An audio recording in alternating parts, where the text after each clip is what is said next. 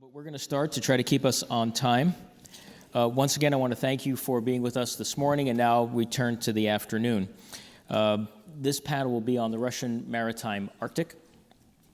And we mentioned the Russian Maritime Arctic at least a dozen times this morning, so we've found it fitting that we have a panel focused on this, and this will be a rather comprehensive discussion, and even maybe some time for some questions and answers, and we'll watch the time for that.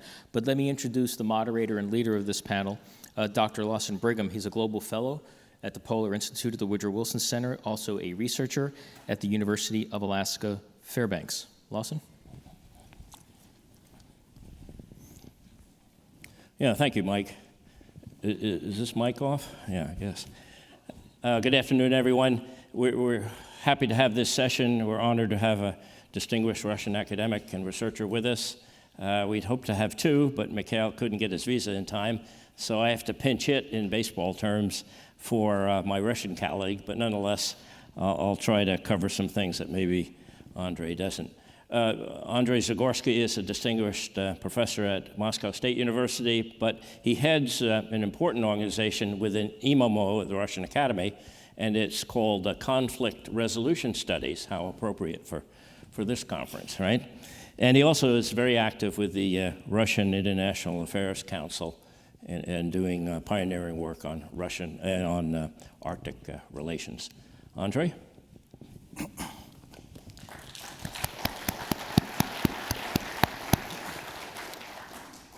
Thank you, Lawson.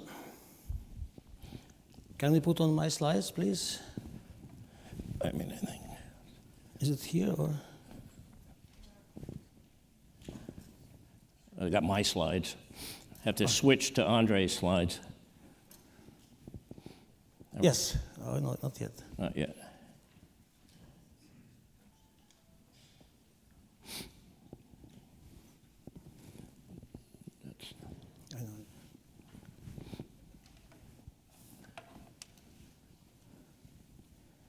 Yeah, thank you. Here it is. First of all, thank you very much for inviting me and getting me over. It's a great pleasure and privilege for me to speak here today. As agreed with Lawson, I will concentrate not on every single aspect of Russian maritime affairs, but concentrate on the shipping. And I noted that Lawson is a global fellow who concentrates on Arctic issues for the Wilson Center. And that means, and that was also already voiced today in the morning, we speak or discuss the Arctic as a global affair or a global issue. This picture, and I show this to contrast with I'm going to challenge this perspective, but this is probably familiar to most of you, if not to all of you, projecting growth in Arctic transit shipping. Vessel traffic, as far as the ice would recede further in the Arctic and with the Arctic warming forthcoming, thus making Arctic an important element of global shipping patterns, something like the new Mediterranean, as some people compare this, not only today in the morning, making the Arctic as a focal point of global shipping routes. I'm going to challenge this vision because I don't see this happening anytime soon, if at all, and we will see at a later stage. And I'm also going to challenge the wisdom of applying, particularly to the Russian Northern Sea route, the concept of international or transit voyages. So this is the water area of the Northern Sea route, which does not cover the entire Arctic coast of the Russian Federation. It does not go to the Barents Sea. It begins at the Kara Sea and goes further to the Bering Strait. So part of the Russian coast remains outside, as well as Russian coast to the south of the Bering Strait remains outside. If we apply the concept of transit shipping for the Northern Sea route would include all voyages which begin either in the west or in the east, and pass through the entire route, which would include mostly non-international shipping. If a ship starts somewhere in Murmansk, passes through the entire Northern Sea route and goes to Vladivostok in Russia, this would not be an international transit voyage through the Northern Sea route, although this would be counted in the statistics of the transit shipping. At the same time, if you ship out LNG from the port of Sabeta, either westbound or eastbound, this would be international shipping, but would not be included in the transit statistics because the ships would not traverse the whole Northern Sea route. The same would go for the import operation if you bring in something from outside the Northern Sea route into the port of Sabeta for the construction. So this is why I entitled my slides Rethinking the Concept of International Shipping in the Area. There has not been much of transit shipping over the years. We see that the cargo volume shipped through the Northern Sea route is growing tremendously, particularly in the last years, and this is linked very clearly, first of all, with the construction of the port of Sabet, and secondly, with the construction of the Yamal LNG project by the Novatek company, and then from the last year, the beginning of shipping out LNG from Yamal to the international markets. The transit shipping remained fairly flat all this time. So we don't see developing, and most of, I will show this, most of this transit shipping through the Northern Sea route is non-international. It's cabotage, or the so-called long cabotage within the Russian boundaries. So my point is that the transit shipping via Northern Sea route is not likely to grow anytime soon. And despite all the rhetoric we have in Russia, not only in Russia, also outside Russia, expecting the transit shipping to grow, I don't know anyone senior or less senior, at least knowledgeable person in the government who would believe in the transit shipping along the Northern Sea route. This is not at all a goal for the Russian government. Minister Trutnev, who is in charge of the inter-agency coordination of Arctic policies, went on the record in February this year, saying the goal set by President Putin to increase transit shipping by 2024 to reach the level of 20 million tons a year is not going to be fulfilled. There is nothing there.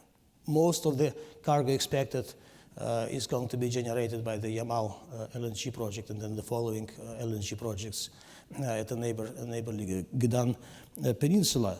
When I look at the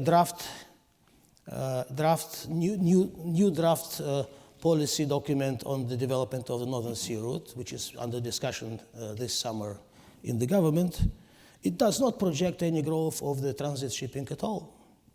It has a modest estimation, maybe within 1 million tons, so less than last year on the Northern Sea route. So there is no calculation, no expectation at all, not to speak of the various kinds of capabilities to be available to make it possible.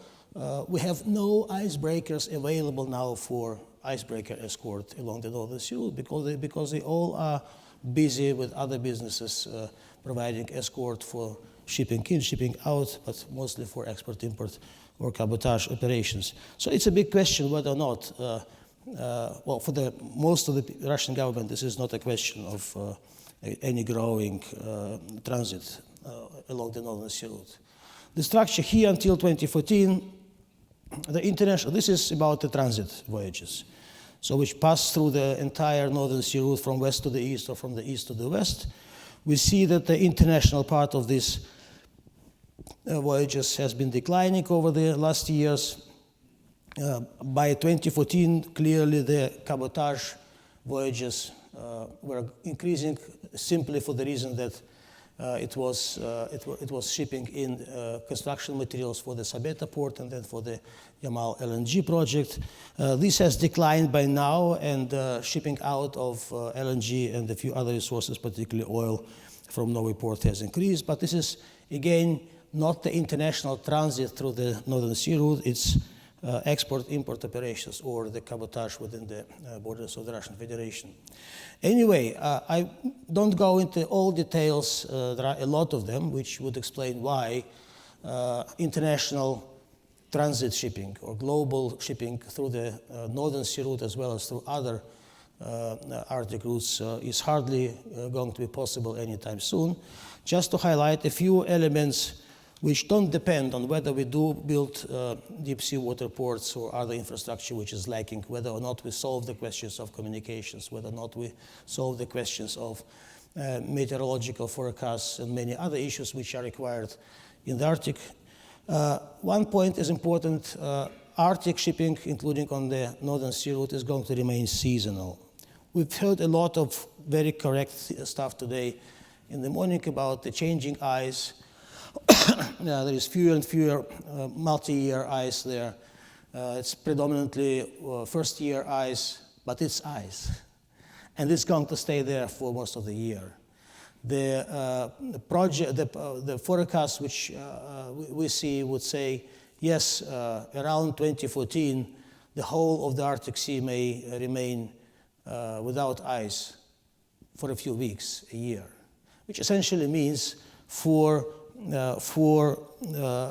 any Arctic voyages, you would require special ships. Special ships which would meet the criteria of the Polar Code, which would be important for them to be able to navigate there. And that would include a lot of stuff in terms of maritime safety, double hull, ice strengthening, etc., special requirements for the engine and many others, plus environmental requirements from the Polar Code. If any company, there are some, if any company is going to engage actively in the Arctic shipping, it would not mean you simply take a Suez Max from the Suez Canal or Panamax from the Panama Canal and put them on the Northern Sea route or on any other route in the north. You need to build special ships, which are more expensive than regular ones, and which are economically not so wise to be exploited in other waters than the polar waters for commercial purposes. Which means you have to build special ships and exploit them in the Arctic waters, not very much beyond them. And this is why you generally would need to reload the cargo you want to ship along the Arctic routes. This is why this is a business which is going to be reserved for a very few specialized companies which would be ready to go into these niche capabilities. Here are some of the international companies which are engaged in this niche business, coming from different countries. We need to add to this very few Russian companies which are engaged in this business, like Sovcomflot. But this is a business, a very specialized niche business for the companies which are interested in doing this niche business. It's very different from any other route. And you will have to reload the cargo. So far, we have the expansion of the port of Murmansk, which is serving as a main hub for the westbound transportation. Novatek is looking for developing another hub capability in the east, in Petropavlovsk, not far from Petropavlovsk-Kamchatsky, on the Kamchatka Peninsula. It is not yet that acute because it's only the westbound route which is available for the year-round, and eastbound is only very seasonal. Apart from this, Novatek is looking for other hubs like Rostock in Germany or Zeebrugge in the Netherlands. But this, of course, is a very different business. If you only use your ARC-7 LNG carriers on the Arctic routes, you need to spend time and effort on reloading this stuff. This is why the picture that we have is that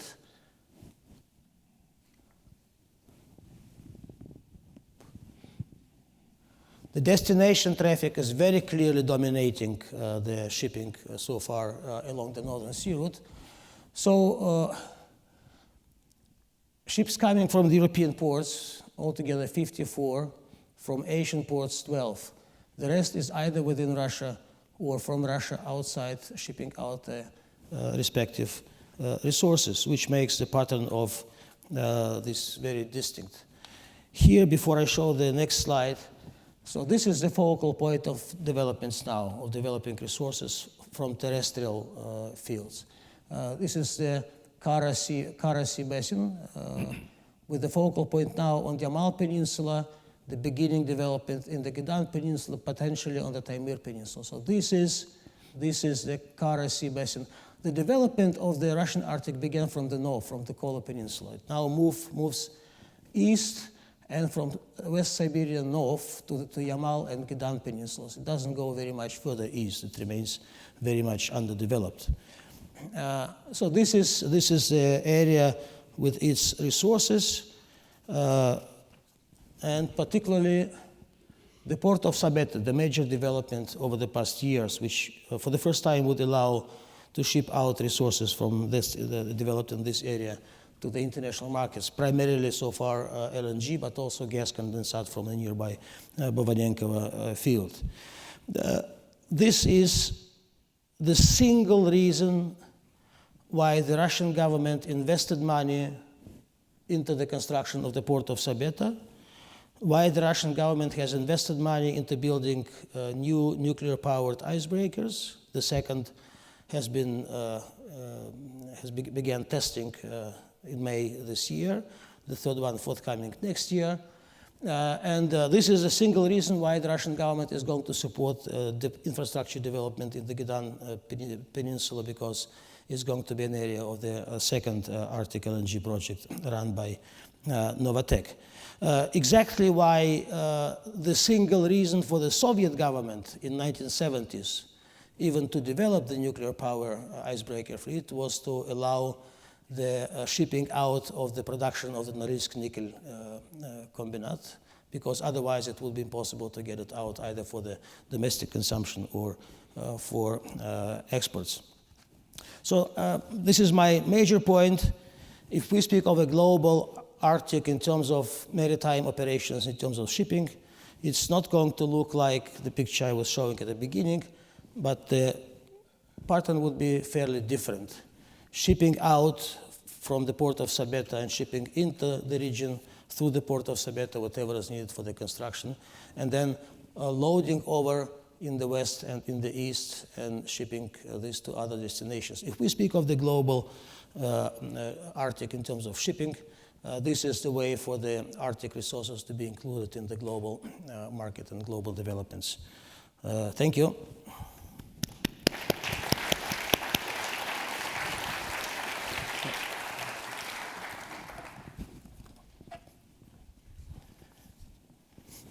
Thank you, Andrei, for that overview. See if I can get my slides up here. I have some slides borrowed from my Russian colleagues from the government and from Mikhail Goryev, and I'll try to use them throughout.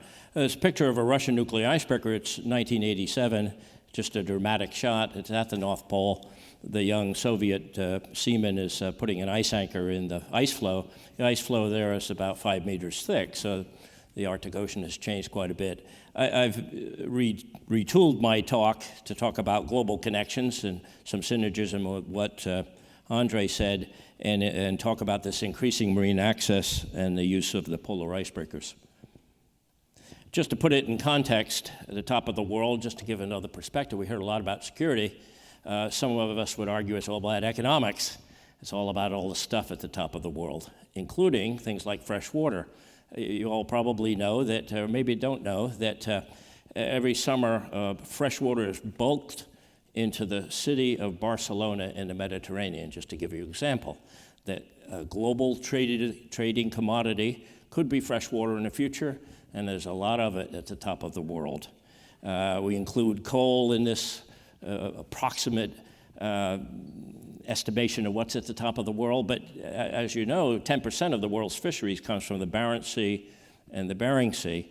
I've starred on all these where the Russian Federation and the Russian North has some great quantity of these resources, of course, the world's greatest storehouse of resources on the planet in the Russian Federation. Nickel and palladium and platinum, all produced at Norilsk. Zinc, the 10% actually is at the Red Dog mine, high-grade zinc ore carried to global markets in seasonal nature out of the Kivalina to global markets using the largest bulk carriers on the planet. The estimated hydrocarbons comes from the USGS study in 2008, which was an integrated study with Russian data and data from around the whole of the Arctic. And the baseline of the report said the top of the world is a gas province. A lot of that gas, of course, is in the Yamal Peninsula and in the Russian Arctic. Of course, we have gas in Alaska as well. Oil, only about 13%, but that 13% is in the Kara Sea off the United States, Alaska and the Northwest Coast, and perhaps some in Greenland. Rare earths, a quarter of the rare earths, we hear about rare earths and China's lock on the majority of the rare earths in the world, but there are great resources in rare earths at the top of the world. Just to set the context.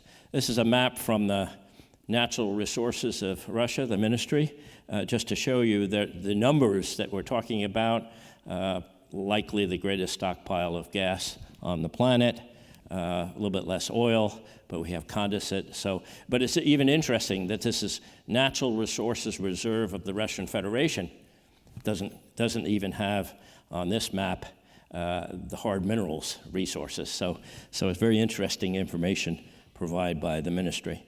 Another map, this is all, the top of the world, lots of new maps, SAR agreements, environmental pollution agreements, boundary, and all of these maps, all perfect for a geographer. It's a new world of geography at the top of the world. This is a map put together by my colleague, Mikhail, and he has synthesized, you can't read all the fine print, all of the relationship of the onshore and offshore reserves in the Russian Federation and the Russian Arctic.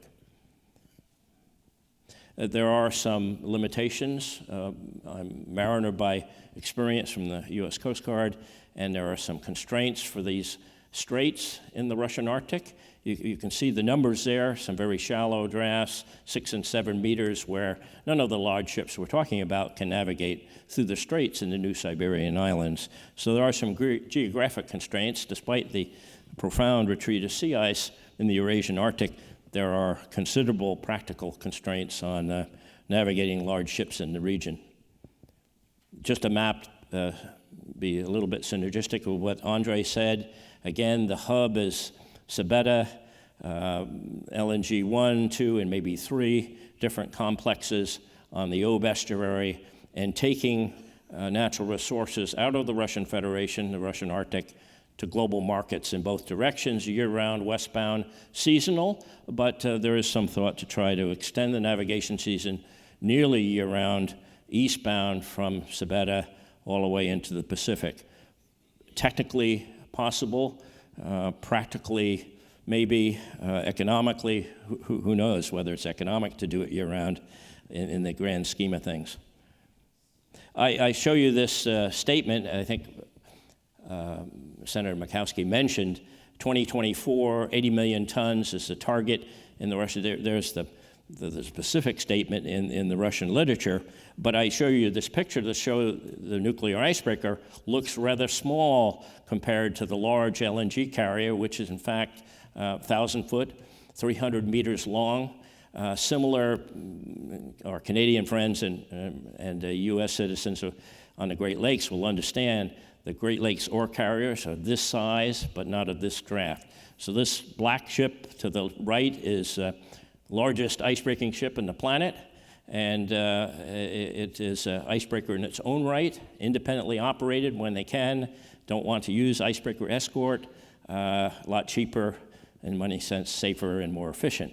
But the icebreaker there is still 155, 60 meters long, 500-foot icebreaker, 28,000 tons, 2 nuclear reactors. These ships, just for the technical aspects of it, are all steam turboelectric. So the nuclear power plant's only producing hot water and steam, that's what it's for, driving turbines which drive electric motors, which create electricity. Electricity drives electric motors, and eventually all of that drives the shafts and the propeller blades. So very complex engineering systems on these ships, but well proven out in the past 5 decades. I don't know if you can read this is the connection, a table from Rosatom, which shows the connection and long-term contracts of icebreaker support. So Rosatomflot, the managers of the nuclear icebreakers, draw up these long-term contracts for these particular resource development projects. You can see they're all pushed out to 2040, so that helps to drive the revenue to produce the new fleet of nuclear and non-nuclear icebreakers. All of these are centered on the map there around the Ob estuary, both coal, oil, and of course gas. Just a plot which shows this potential growth in the last few years, but the potential growth even over 80 million tons a year on what is really all destinational traffic, small bit of trans-Arctic navigation, but really destinational traffic related to oil and gas and coal and other minerals. Picture of ship, one of these 1,000-foot-long icebreaking ships. The interesting aspect of most of these ships, not the nuclear icebreakers, but most of these ships, the technical aspects and the design, all from Finland. Ships built in Korea. Ships owned, all but one of the 15, all but are owned by Japanese consortiums, Chinese consortiums, all international investment. Only one, the first ship, is owned by Sovcomflot, the largest shipping company in the Russian Federation. Extraordinary machines, all electrical propulsion units, no rudders on these ships, which is another fascinating part of this. Ships that operate out of Norilsk, designed and built in Finland and Germany. So the technical aspect, the technical exchange with the Russian Federation and maritime interest is huge over the last couple decades and on into the future. These ships operate seamlessly back and forth between Norilsk and year-round to Murmansk and to Europe, and they go eastbound in the summertime. Small container ships that are carrying principally nickel plate. One of the plans from 2017 has changed already, but to replace the Taimyr and the Vaigash, two shallow draft nuclear icebreakers, single nuclear power plant, and two of the old Arctica class, the one below, Victory in World War II and the Yamal. The current fleet are these 4 nuclear icebreakers transitioned to the right to perhaps 5 new 175,000 shaft horsepower, so quite large ships, twin nuclear reactors, a huge investment, estimated $2 billion plus apiece. So I don't know if the Russian Federation will have 13 as the number mentioned today. I suspect that 13 might actually break the bank in investment. Even Rosatom might not be able to handle that kind of investment. So we'll see how many Russian nuclear icebreakers there are. But if we transition to the right there, that diagram at the top is this new leader, huge icebreaker, 300,000 shaft horsepower, 600 feet long, break 5 meters of ice going continuously. And then there's this artifact below of a planned, but now canceled, plan for a nuclear-powered offshore supply vessel. But those plans have been scrapped, I'm told.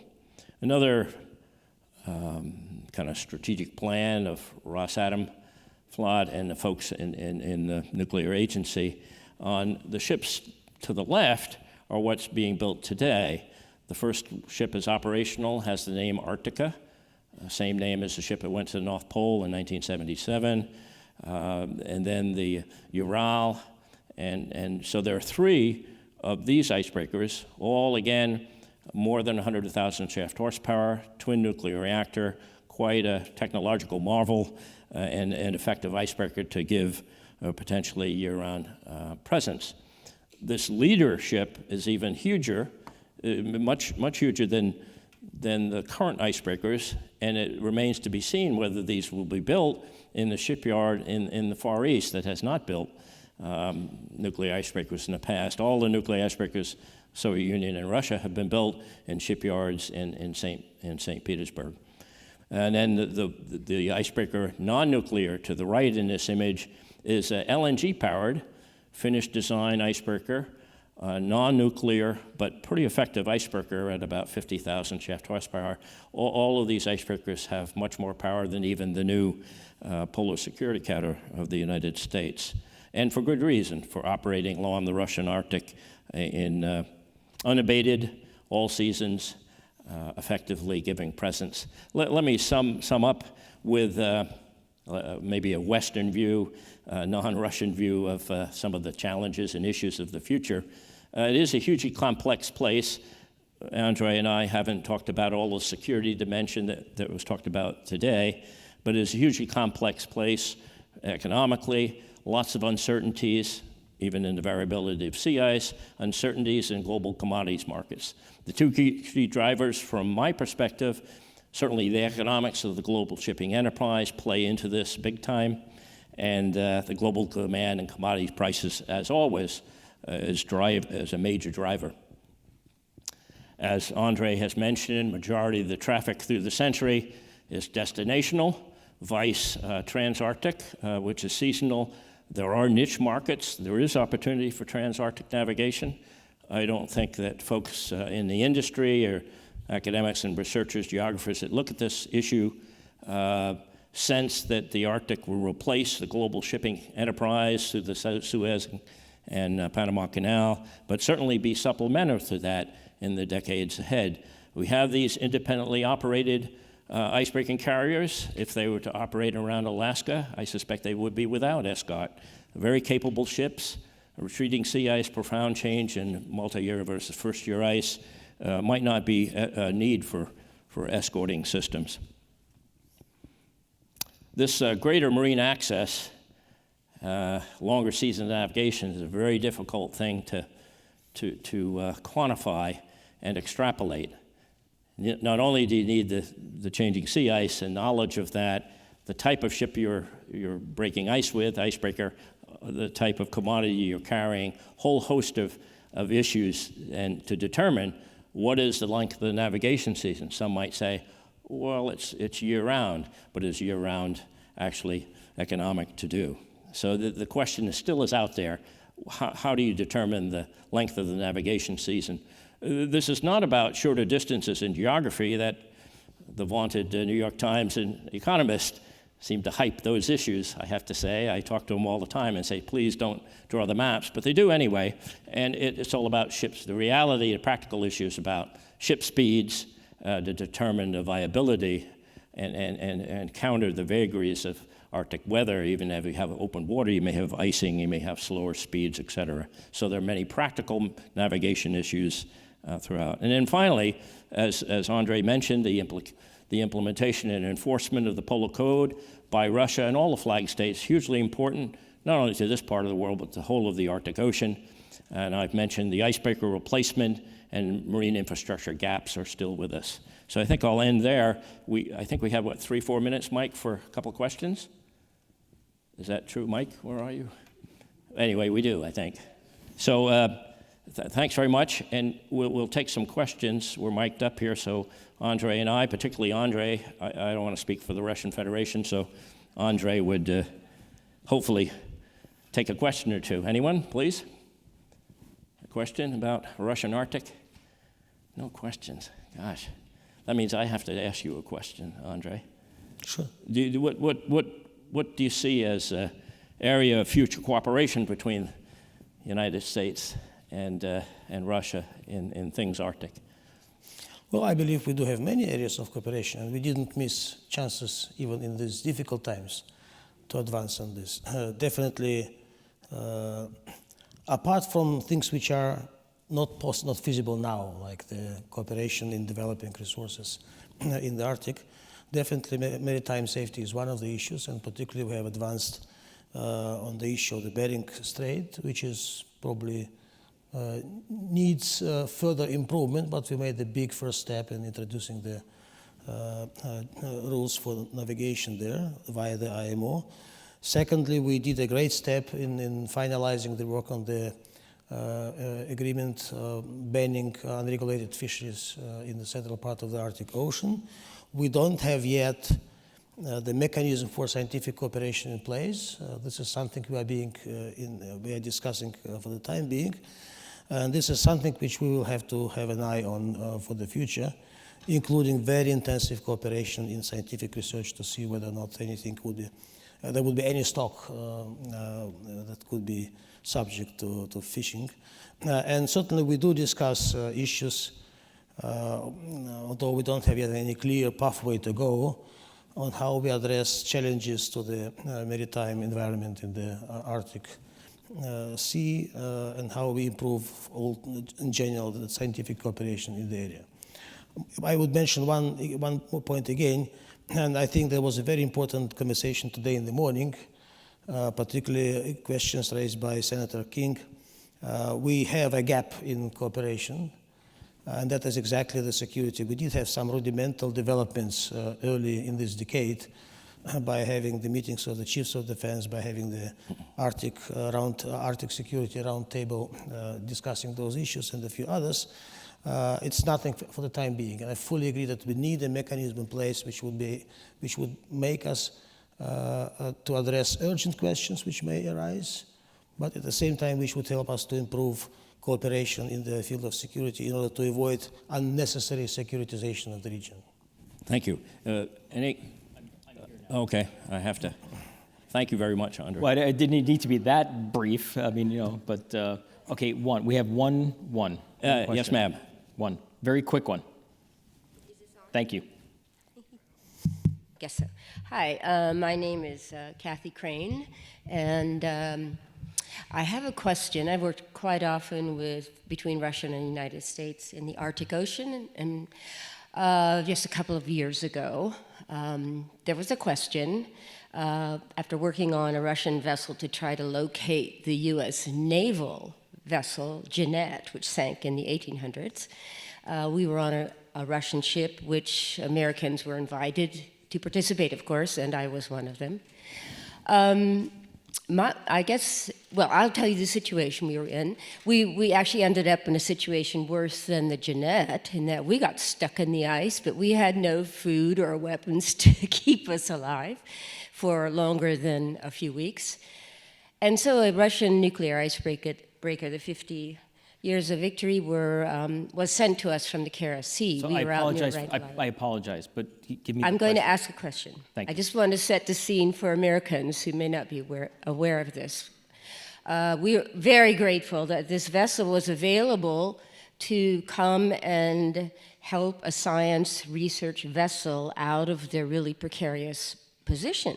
My question to you, to both of you, is that do you foresee in the future that the Russian nuclear icebreaker fleet will be available on an as-needed basis to assist scientific expeditions in the part of the Russian Arctic, if certainly most of them are going to be used by or contracted out by companies, by economic transit, minerals, LNG, et cetera?